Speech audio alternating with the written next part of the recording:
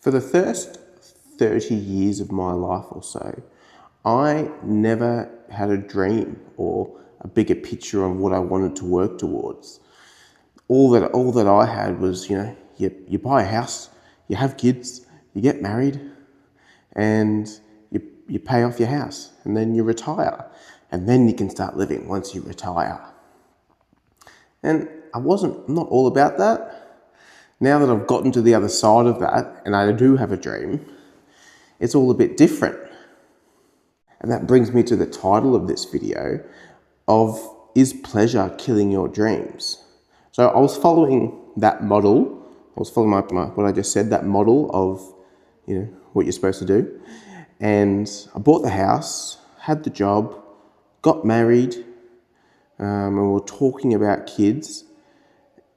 And I'm sitting, you get home from work, you collect your paycheck, you get home from work that you're using to, buy your living expenses and pay your mortgage.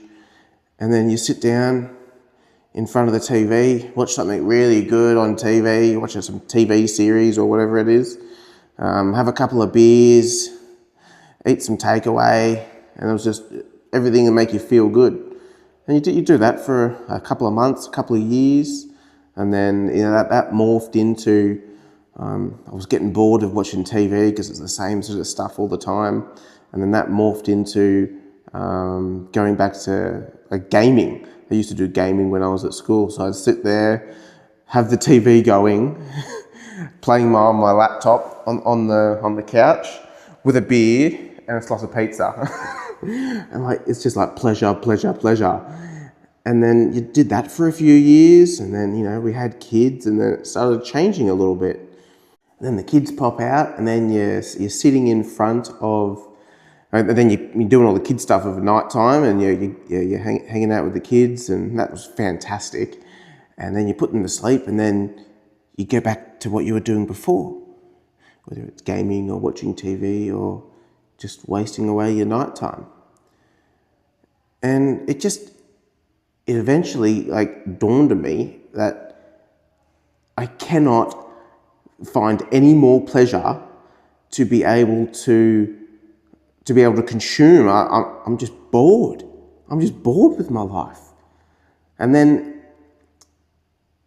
you sit there thinking, you're sitting there bored, and why am I doing this? I'm like, I've got to, you're working to be able to, give your kids a good life and pay off your house and be able to live to a certain standard of living, keeping up with the Joneses possibly. That's always a big one for some people.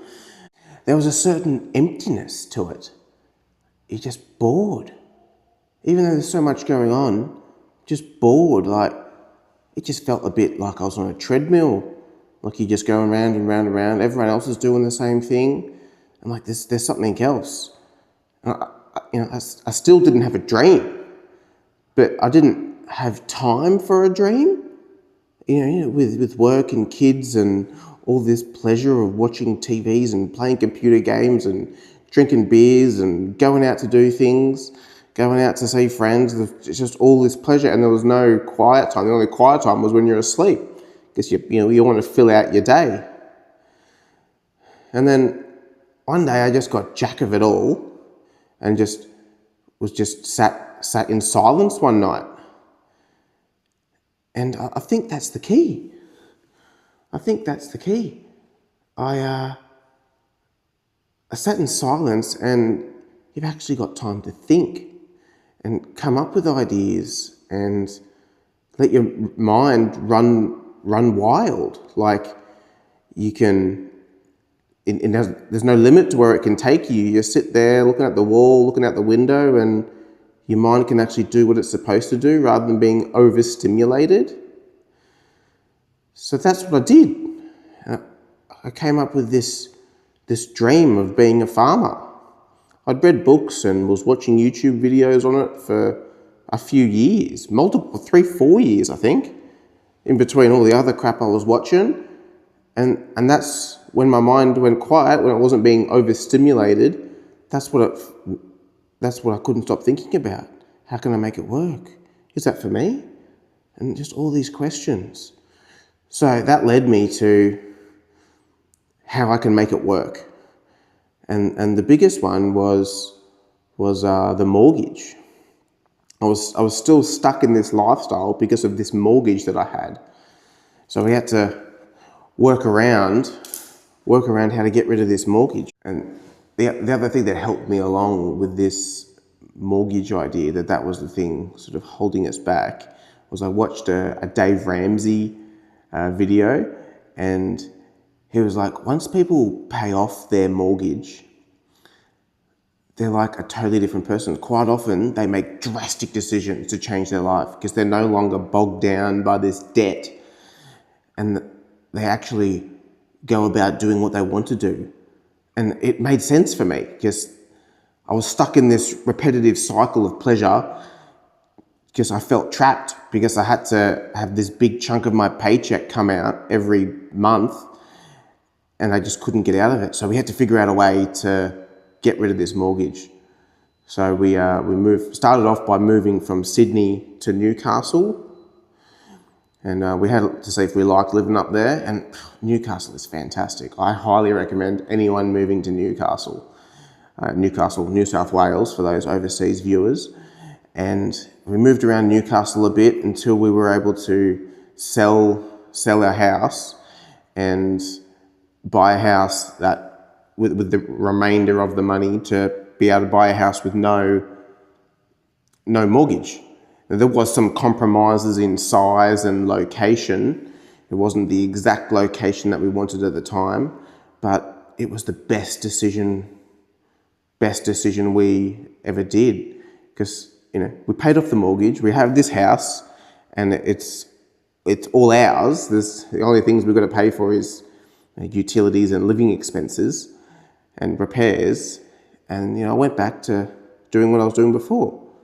You put the kids to sleep, you sit down in front of the TV, you crack a beer, you have a slice of pizza, you play the computer game, you start watching YouTube, just because it was the routine.